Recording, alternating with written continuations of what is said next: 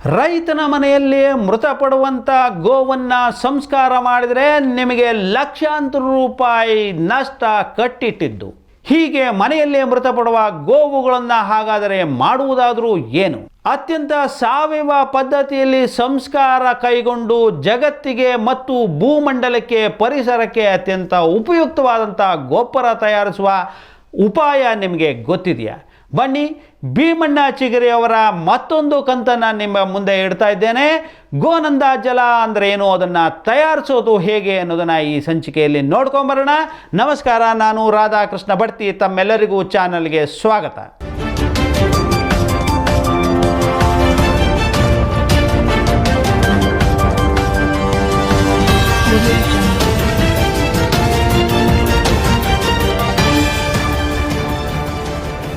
ಹೌದು, ಈಗಾಗಲೇ 2 ಕಂತುಗಳಲ್ಲಿ ಹಸಿರುವಾಸಿ ಪರಿಚಯಿಸಿರುವ ಹಾವೇರಿ ಜಿಲ್ಲೆಯ ಸವಣೂರು ತಾಲೂಕಿನ ಕಳಸೂರು ಗ್ರಾಮದ ರೈತ ಭೀಮಣ್ಣ ಚಿಗರಿಯವರ ಬದುಕು, ಕೃಷಿ ಎರಡೂ ಒಂದೇ ತೆರನಾದುದು. ಯಾವತ್ತಕ್ಕೂ ಎರಡೂ ಭಿನ್ನವಾಗಿ ಕಂಡವರೇ ಅಲ್ಲ. ಅವರೆಂದು ಹೊಲದಲ್ಲಿನ ಕಳೆ ತ್ಯಾಜ್ಯವನ್ನಾಗಲಿ ಮನೆಯಲ್ಲಿರುವ ಯಾರದ್ದೇ ಅಭಿಪ್ರಾಯವನ್ನಾಗಲಿ ನಿರುಪಯುಕ್ತವೆಂದು ಭಾವಿಸಿದವರಲ್ಲ. ಸಹಜವಾಗಿ ಹೇಗೆ ಬರುತ್ತದೋ ಹಾಗೆ ಬದುಕುತ್ತಾ ಬಂದವರು. ನೆಲದಲ್ಲಿ ಸಹಜವಾಗಿ ಏನು ಬೆಳೆಯುತ್ತದೋ ಅದೆಲ್ಲವನ್ನು ಬಳಸಿಕೊಂಡೇ ಬೇಸಾಯ ಮಾಡಿದವರು. ಅಸಲಿಗೆ ಹಾಗೆ ಬದುಕಿನಲ್ಲಿ ತಾವೇನೋ ಸಾಧನೆ ಮಾಡಿದ್ದೇನೆಂಬುದನ್ನಾಗಲಿ, ಕೃಷಿಯಲ್ಲಿ ಹಾಗೊಂದು ಪದ್ಧತಿ ಇದೆ ಎಂಬುದರ ಬಗ್ಗೆ ಆಗಲಿ ಅರಿವೂ ಇಲ್ಲ. ಅಷ್ಟೊಂದು ಸಹಜ ಸರಳ ವ್ಯಕ್ತಿತ್ವ 60ರ ಆಸುಪಾಸಿನಲ್ಲಿರುವ ಕೃಷಿಕ ಭೀಮಣ್ಣ ಅವರದು. ಕಸ ಇದ್ರ ಹೊಲ ಭಾಳ ಕಸುವಿನಿಂದ ಕೂಡಿರುತ್ತೈತ್ರಿ ಎಂದು ತಮ್ಮದೇ ಉತ್ತರ ಕರ್ನಾಟಕದ ಜವಾರಿ ಭಾಷೆಯಲ್ಲಿ ಹೇಳುವ ಭೀಮಣ್ಣರವರ ಹೊಲದಲ್ಲಿ ಕಸವೆಲ್ಲವೂ ರಸವೇ. ಎಲ್ಲವನ್ನೂ ಗೊಬ್ಬರವಾಗಿಸಿ ಬೆಳೆಗಳಿಗೆ ಉಣಿಸಿ ಸಾರವನ್ನು ಸದುಪಯೋಗಿಸಿಕೊಳ್ಳುವ ತಂತ್ರಗಾರಿಕೆ ಅವರಿಗೆ ಸಿದ್ಧಿಸಿದೆ. ಹಾಗೆಂದು ಅವರ ಕೃಷಿಯ ಹೊಸ ಹೊಸ ಸಾಧ್ಯತೆಗಳ ಹುಡುಕಾಟವನ್ನಾಗಲಿ ಪ್ರಯೋಗಗಳನ್ನಾಗಲಿ ನಿಲ್ಲಿಸಿಲ್ಲ. ಆಪತ್ತೆ ಆವಿಷ್ಕಾರಗಳ ತಾಯಿ ಎನ್ನುವ ಮಾತಿನಂತೆ ಅವರು ಕೈಗೊಂಡಿರುವ ಕೆಲವು ಅಪರೂಪದ ಪ್ರಯೋಗಗಳ ಪರಿಚಯ ಈ ಕಂತಿನಲ್ಲಿ ಇದೆ. ಈಗ ನಾವು ಈ ಥರ ಬೆಳೆದ್ವಿ ಅಂದ್ರೆ ಈ ಥರ ಎಲ್ಲ ಥರದ ಗಿಡ ಇಟ್ಕೊಂಡಿವಿ ಸರ್, ನಾವು ಕೊಟ್ಟಿಗೆ ಗೊಬ್ಬರ ಕೊಡೋ ಅವಶ್ಯಕತೆನೂ ಬರಲ್ಲ. ಯಾಕಂದ್ರೆ ಕಾಡಿನೊಳಗೆ ನಾವು ಕೊಟ್ಟಿಗೆ ಗೊಬ್ಬರ ಕೊಡೋದಿಲ್ಲ, ನೀರು ಕೊಡಲ್ಲ. ಅದು ತನ್ನ ರಕ್ಷಣೆನ ತಾನೇ ಮಾಡ್ಕೊತೈತೆ ಅದು. ಹಂಗೆ ನಮಗೂ ಹಂಗೆ ಆಗ್ಬೇಕು. ಓಕೆ, ಇದಕ್ಕೆ ಯಾವುದೇ ಗೊಬ್ಬರ, ನೀರು ಇತ್ಯಾದಿಗಳನ್ನು ಹಾಕೋದಿಲ್ಲ? ಇಲ್ಲ ಸರ್, ಇಲ್ಲ. ಸೊ ಎಲೆ ಉದುರಿದ್ದೇ ಅಲ್ಲಿ ಕಳೆ ಬರೋದಿಲ್ಲ ಅಲ್ಲ? ಕಳೆ ಬರೋದಿಲ್ಲ, ನೆಲ ಇರೋದ್ರಿಂದ ಕಳೆ ಬರೋದಿಲ್ಲ ಸರ್. ಇಷ್ಟೆಲ್ಲ ಹತ್ರ ಗಿಡ ಇದ್ರು ಯಾವ ಗಿಡನೂ ಇದು ಇಲ್ಲ. ಏನು ಸರ್, ವೀಕ್ ಆಗಿ ಹಳದಿಯಾಗಿ ಇಲ್ಲ ಸರ್. ಅವು ಒಂದಕ್ಕೊಂದು ಪೂರಕವಾಗಿ ಇರ್ತಾವೆ ಸರ್. ಪ್ರಕೃತಿ ಸಮತೋಲನಕ್ಕಾಗಿ ಭೀಮಣ್ಣ ತಮ್ಮ ತೋಟದಲ್ಲಿ ಅರ್ಧ ಭಾಗದಷ್ಟು ಸಹಜ ಕಾಡನ್ನು ನಿರ್ವಹಿಸುತ್ತಿದ್ದಾರೆ. 40 ಜಾತಿಯ ಅಪರೂಪದ ಸಸ್ಯ ವೈವಿಧ್ಯದ 500ಕ್ಕೂ ಹೆಚ್ಚು ಅರಣ್ಯ ಬೆಳೆಗಳು ಅವರ ತೋಟದಲ್ಲಿದೆ. ಜೊತೆಗೆ ನುಗ್ಗೆ, ಬೆಟ್ಟದ ನಲ್ಲಿ, ಕರಿಬೇವಿನಂತವೂ ಸೇರಿದ್ದು ಅದನ್ನು ಆದಾಯ ಮೂಲವಾಗಿಯೂ ಬಳಸುತ್ತಾರೆ. ಮರಗಳು ಭೂಮಿಯನ್ನು ಸಮೃದ್ಧಗೊಳಿಸುವುದರ ಜೊತೆಗೆ ನೀರಿಂಗಿಸುವ ಕೆಲಸ ಮಾಡಿ ಜಮೀನಿನ ತೇವಾಂಶ ರಕ್ಷಿಸುತ್ತವೆ. ಮಾತ್ರವಲ್ಲ, ಬೆಳೆದ ಮರ ಮಟ್ಟುಗಳು ರೈತನ ಉಪಯೋಗಕ್ಕೂ ಬರುತ್ತವೆ. ತೇಗದಂಥ ಮರಗಳು ನಾಟವಾಗಿ ಆದಾಯವನ್ನೂ ತಂದುಕೊಡಬಲ್ಲದು. ಕೃಷಿ ಉಳಿಯಬೇಕೆಂದರೆ ಪರಿಸರವೂ ಉಳಿಯಬೇಕು. ಪರಿಸರದ ಎಲ್ಲ ಅಂಗಗಳಾದ ಕಾಡು ಸಸ್ಯಗಳು, ಪ್ರಾಣಿ ಪಕ್ಷಿಗಳು ಇದ್ದರೆ ಮಾತ್ರ ಮನುಷ್ಯನ ಉಳಿವು ಸಾಧ್ಯ. ಬಯಲು ನಾಡಿನಲ್ಲಿ ಹೀಗೆ ಹಸಿರನ್ನು ಉಳಿಸಿಕೊಳ್ಳದಿದ್ದರೆ ಮುಂದೊಂದು ದಿನ ನೀರು ಸಂಪೂರ್ಣ ಬತ್ತಿ ಹೋಗಿ ಭೂಮಿಯೂ ಮುಚ್ಚಿಗೆಯಿಲ್ಲದೆ ಬೆತ್ತಲಾಗಿ ಬರಡಾಗುತ್ತದೆ, ಕೃಷಿಯೂ ನಶಿಸಿ ಹೋಗುತ್ತದೆ ಎಂಬ ಎಚ್ಚರವನ್ನು ಹೇಳಲು ಮರೆಯುವುದಿಲ್ಲ ಭೀಮಣ್ಣನವರು. ಇದಷ್ಟು ಕಾಡು ಕೃಷಿ. ಕಾಡು ಕೃಷಿ ಅಂದರೆ ಸಾಗುವನಿ, ಆಮೇಲೆ ಸರ್ ಇದ್ರಾಗ ಹೊಳಿ ಮತ್ತಿ, ಬಿಳಿ ಮತ್ತಿ, ಕರಿ ಮತ್ತಿ, ಕಾಸರಕ, ಆಮೇಲೆ ಬೇರೆ ಬೇರೆ ಬೇರೆ ಬೇರೆ ಅರಣ್ಯ, ಕೃಷಿ ಅರಣ್ಯ ನರ್ಸರಿಗೆ ಹೋಗಿ ಸರ ಒಂದು 40 ಥರದ್ದು ಎಲ್ಲ 4 ಗಿಡ ತಂದಿದ್ದು ಕಾಡುಗಳು. ವಾಟೆ, ಉಪ್ಪಾಗೆ, ಇಂಥವೆಲ್ಲ ಬಸವನ ಪಾದ, ಇಂಥವೆಲ್ಲ. ಹೌದು ಸರ್, ಇದು ಮತ್ತಿ, ಆಮೇಲೆ ಸಾಗವಾನಿ, ಹೊಳೆ ಮತ್ತಿ, ಇದೆಲ್ಲ ಹೋಗ್ತಾರೆ ಇಲ್ಲೆಲ್ಲ. ಆಮೇಲೆ ಇಲ್ಲೆಲ್ಲ ಒಳಗೆ ತೆಂಗು, ಚಿಕ್ಕು, ನಡುವೆ ನಡು ನಡು ನಡು ಒಟ್ಟಾರೆ ಇದು ಕಾಡ ಕೃಷಿ. ಹಾಂ ಹೌದು ಸರ್ ಹೌದು ಸಹಜವಾಗಿ ಬೆಳಿಲಿಕ್ಕೆ ಬಿಡುವಂಥದ್ದು. ಹೌದು ಹೌದು ಹೌದು.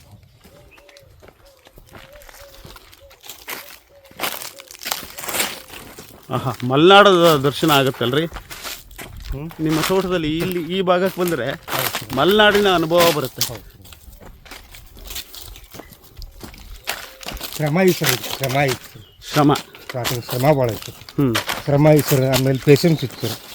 ತಾಳ್ಮೆ ಮತ್ತು ಶ್ರಮವನ್ನು ಬೇಡುವಂತ. ಹೌದು ಹೌದು ಹೌದು. ತಾಳ್ಮೆ ಮತ್ತು ಶ್ರಮ. ಆಮೇಲೆ ಸರ್ ಇತ್ತಿತ್ತಲ ಕೃಷಿ ಏನಾಗ್ಬಿಟ್ಟೆ ಸರ್ ನೋಡಿ ಮಿತ್ರರೇ, ಇನ್ನು ಮುಂದೆ ಪ್ರವೇಶಿಸಲಾರದಷ್ಟು ದಟ್ಟವಾಗಿ ಅರಣ್ಯ ಬೆಳೆದುಕೊಂಡಿದೆ. ಇದು ಈ ಭಾಗದಲ್ಲಿ ಸಂಪೂರ್ಣವಾಗಿ ಕಾಡು ಕೃಷಿಯನ್ನು ಮಾಡಿದಂಥ ಅಥವಾ ಕೃಷಿ ಕಾಡನ್ನು ಬೆಳೆಸಿದಂಥ ಒಂದು ಪ್ರಯೋಗ ಇದೆ. ಎಲ್ಲೆಡೆಗಳಲ್ಲಿ ನಾನಾ ವೈವಿಧ್ಯಮಯವಾದಂತಹ ಪಶ್ಚಿಮ ಘಟ್ಟಗಳಲ್ಲಿ ಲಭ್ಯ ಇರುವಂಥ ಹಲವಾರು ಸಹಜ ಸಸ್ಯಗಳನ್ನು ತಂದು ಕೃಷಿ ಮಾಡಿದ್ದಾರೆ. ಇದರಿಂದ ಲಾಭ ಏನು ನಿರೀಕ್ಷಿಸ್ತೀರಿ? ಕಾಡು ಕೃಷಿಯಿಂದ ಲಾಭ ಏನೂ ಬಳಸೋದಿಲ್ಲ ಬಳಸೋದಿಲ್ಲ. ಜೊತೆಗೆ ಸರ್ ನಮ್ಗೆ ಈಗ ಮೊನ್ನೆ ಕೊರೋನಾ ಬಂದಮೇಲೆ ಏನು ಜೀವನ ಏನು ಅಂತ ಎಲ್ಲ ಅರ್ಥ ಆಗತ್ತೆ ಸರ್. ಅವಾಗ ಹಸಿರೀಕರಣ ಇರಬೇಕು. ಹಸಿರೀಕರಣ ಇದ್ರೆ ವಾತಾವರಣದೊಳಗೆ ಸ್ವಲ್ಪ ತಂಪು ವಾತಾವರಣ ಬರ್ತೈತಿ. ಆಮೇಲೆ ಜೊತೆಗೆ ಸರ್ ಕಾಡು ಬೇಕೇ ಬೇಕು ಸರ್. ಯಾಕಂದ್ರೆ ನಾವು ಮನುಷ್ಯರೊಬ್ಬರ ಬದುಕಕ್ಕೆ ಸಾಧ್ಯನೇ ಇಲ್ಲ. ಎಲ್ಲ ಪಶು ಪಕ್ಷಿ ಪ್ರಾಣಿಗಳು ಇದ್ದಾಗ ಮಾತ್ರ ಮನುಷ್ಯ ಸರ್. ಒಂದು ಜೇನು ನೊಣ ಇರಲಿಲ್ಲ ಅಂದ್ರೆ ನಮ್ಗೆ ಆಹಾರ ಉತ್ಪಾದನೆನೇ ಇಲ್ಲ. ಹಂಗೆ ವಿಚಾರ ಮಾಡ್ಕೊಂಡಾಗ ನಮ್ಮ ಜೊತೆ ಎಲ್ಲವೂ ಇರಲಿ, ನಮ್ಮ ಜೊತೆ ಎಲ್ಲವೂ ಪಶು ಪ್ರಾಣಿ ಪಕ್ಷಿ ಎಲ್ಲವೂ. ಸೊ ಪ್ರತ್ಯಕ್ಷ ಆದಾಯಕ್ಕಿಂತ ಪರೋಕ್ಷವಾದಂಥ ಆದಾಯ. ಹೌದು ಹೌದು ಸರ್ ಹೌದು ಹೌದು. ಕೃಷಿಯಲ್ಲಿ ದೇಸಿ ಹಸುಗಳ ಪ್ರಾಮುಖ್ಯದ ಬಗ್ಗೆ ಪುಟ್ಟದೊಂದು ಉಪನ್ಯಾಸವನ್ನೇ ನೀಡುವ ಭೀಮಣ್ಣನವರು ಅದನ್ನು ಅರಿತು ಜಾನುವಾರುಗಳ ಸಮರ್ಥ ಬಳಕೆ ಮಾಡಿಕೊಂಡಿದ್ದಾರೆ. ಬೆಳೆಗಳಿಗೆ ಅಗತ್ಯ ಜೀವಾಮೃತ ತಯಾರಿಕೆಗೆ ಬೇಕಾದ ಗೋಮೂತ್ರ ಗೋಮಯಗಳಲ್ಲದೆ ಬೆಳೆಗಳಿಗೆ ಹುಳಿ ಮಜ್ಜಿಗೆ ಸಿಂಪಡಣೆಯನ್ನೂ ಮಾಡುತ್ತಿರುವುದಾಗಿ ಹೇಳುತ್ತಾರೆ. ಗೀರ್, ಸಾಹಿವಾಲ್, ಹಳ್ಳಿಕಾರ್, ಕಿಲಾರಿ ಸೇರಿದಂತೆ ದೇಸಿ ತಳಿಗಳ ಜತೆಗೆ ಉತ್ತರ ಕರ್ನಾಟಕದ ಸ್ಥಳೀಯ ತಳಿಗಳ ಹಸು ಸಾಕಣೆ ಮಾಡಿದ್ದಾರೆ. ಮನೆಗಾಗಿ ಹಾಲು ಬಳಕೆಯನ್ನು ಬಿಟ್ಟರೆ ಹಾಲಿನ ಮಾರಾಟಕ್ಕಾಗಿ ಹಸು ಸಾಕುವುದಿಲ್ಲ. ಗೋಮೂತ್ರ ಗೋಮಯ ಗೊಬ್ಬರಕ್ಕಾಗಿ ಹಸುವನ್ನು ಸಾಕುತ್ತೇವೆ. ಹೆಚ್ಚುವರಿ ಹಾಲನ್ನು ಕರುಗಳಿಗೆ ಬಿಟ್ಟು ಅವು ಸಮೃದ್ಧವಾಗಿರುವಂತೆ ನೋಡಿಕೊಳ್ಳುತ್ತೇವೆ. ಮನೆಯಲ್ಲಿ ಬಳಸಿ ಹೆಚ್ಚಾದ ಮಜ್ಜಿಗೆಯನ್ನು ಕೀಟನಾಶಕ ತಯಾರಿಕೆಗೆ ಬಳಸುತ್ತೇವೆ. 1 ಬ್ಯಾರಲ್ ಮಜ್ಜಿಗೆಗೆ 250 ಗ್ರಾಂನಷ್ಟು ಅರಿಶಿಣ, 100 ಗ್ರಾಂನಷ್ಟು ಇಂಗು ಸೇರಿಸಿ 15 ದಿನ ಕಳೆಯಲು ಬಿಟ್ಟು ಬೆಳೆಗಳಿಗೆ ಸಿಂಪಡಿಸುತ್ತೇವೆ.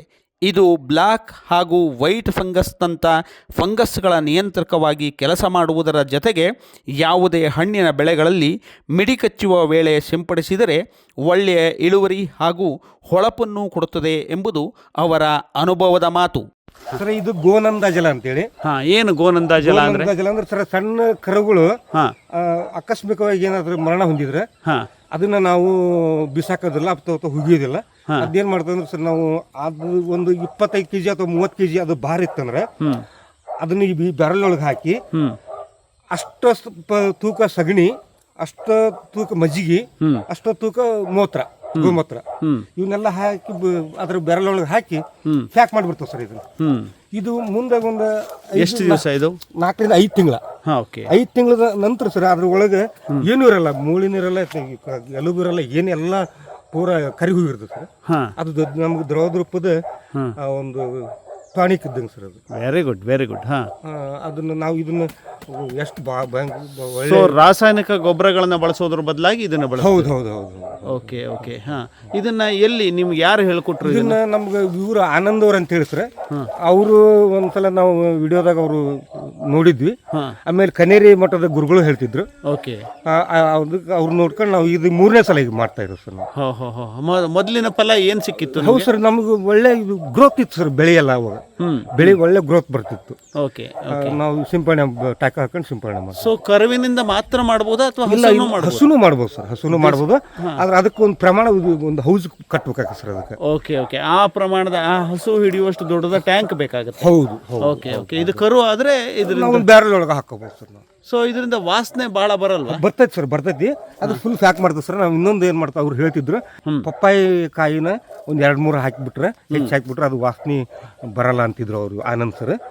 ಅದು ಥರ ಮಾಡ್ತೀವಿ ಸರ್. ನಾವು ಹೆಚ್ಚಾಗಿ ನಮ್ದು ಇಲ್ಲಿ ಹೊಲದಾಗ ತೋಟದಾಗ ಇರ್ತದೆ ಸರ್, ವಾಸನೆ ಏನು ಬರಲ್ಲ. ಹಾಗಾಗಿ ತೋಟದ ವಾಸನೆ ಏನು ಸಮಸ್ಯೆ ಏನಲ್ಲ. ಇಲ್ಲ ಸರ್. ಸೊ ಇದನ್ನ ಎಷ್ಟು ಪ್ರಮಾಣದಲ್ಲಿ ಬೆಳೆಗೆ ಹಾಕಬೇಕಾಗುತ್ತೆ? ನಾವು ಒಂದು ಎಕರೆಗೆ ಎಷ್ಟು ಬೇಕು? 15 ಲೀಟರ್ ಕ್ಯಾನಿಗೆ ನಾವು ಒಂದು ಅರ್ಧ ಲೀಟರ್ ಹಾಕ್ತೀವಿ ಸರ್. 15 ಲೀಟರ್ ಕ್ಯಾನಿಗೆ ಅರ್ಧ ಲೀಟರ್ ಈ ಗೋನಂದ ಜಲವನ್ನು ಹಾಕಿ ಸಿಂಪಡಣೆ ಮಾಡ್ತೀವಿ. ಓಕೆ.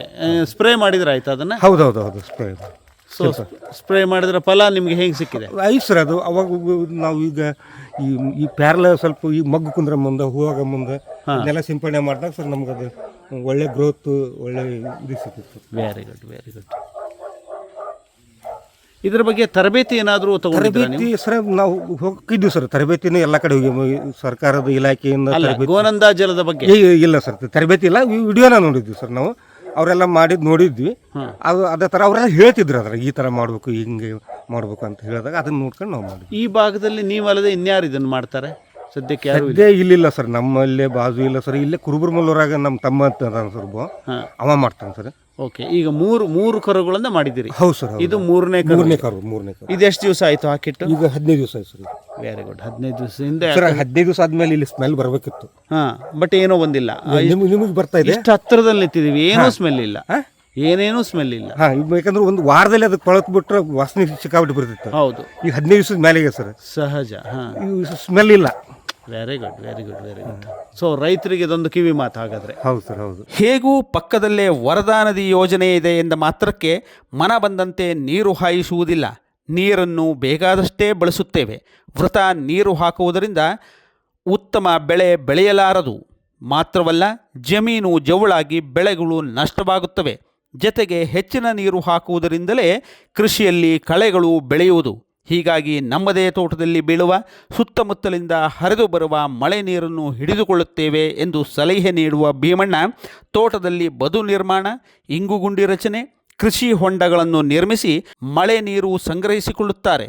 ಸೋಲಾರ್ ಪ್ಯಾನಲ್ ಅಳವಡಿಸಿಕೊಂಡು ಮೋಟಾರಿಗೆ ಅದನ್ನೇ ಬಳಸುತ್ತಿದ್ದಾರೆ. ಇದು ಕೃಷಿ ಹೊಂಡ ಸರ್. ಅಜೋಲ ಹಾಕಿದ್ದೀವಿ ಸರ್ ಇದ್ರಾಗ.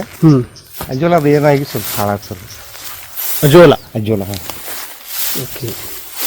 ಇದು ಇನ್ನೊಂದು ಕೃಷಿ ಹೊಂಡ. ಕೃಷಿಯಲ್ಲಿ ಸಾಂಪ್ರದಾಯಿಕತೆ ಬಿಟ್ಟು ಒಂದಷ್ಟು ಪ್ರಗತಿಪರ ಮನೋಭಾವ, ಪ್ರಯೋಗಶೀಲತೆ ಬೆಳೆಸಿಕೊಳ್ಳಬೇಕು ಎನ್ನುವ ಭೀಮಣ್ಣ ಮುಂಗುಸಿಯಂಥ ಪ್ರಾಣಿಗಳ ಹಾವಳಿ ತಡೆಗೆ ಕೃಷಿಯ ರಕ್ಷಣೆಗೆ ಕಂಡುಕೊಂಡ ಉಪಾಯ ಹೀಗಿದೆ ನೋಡಿ.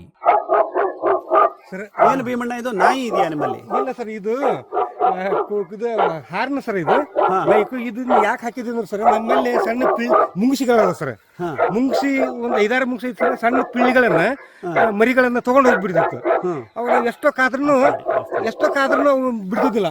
ಇದನ್ನ ಯಾವ ಬಂದ್ಬಿಡು, ಇದನ್ನ ಯಾವಾಗ ಹಚ್ಚಿದ್ವಿ ಅವಾಗಿಂದ ನಮಗೆ ಒಂದು ಮರಿನೂ ಹೋಗಿಲ್ಲ.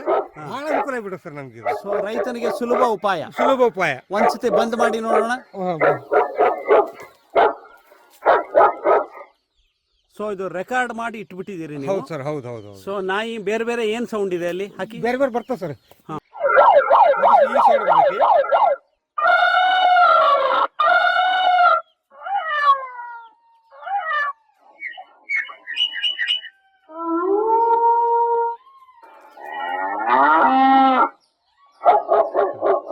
ಉತ್ತಮ ನಿರ್ವಹಣೆಯ ಶೂನ್ಯ ಬಂಡವಾಳದ ಕೃಷಿ ಕಾಯಕದಲ್ಲಿ ಕೈತುಂಬ ಕಾಸು ಗಳಿಸಲು ಮಿಶ್ರ ನೈಸರ್ಗಿಕ ಪದ್ಧತಿಯೇ ಉತ್ತಮ ಎನ್ನುವುದು ಭೀಮಣ್ಣ ಅವರ ಅಭಿಪ್ರಾಯ.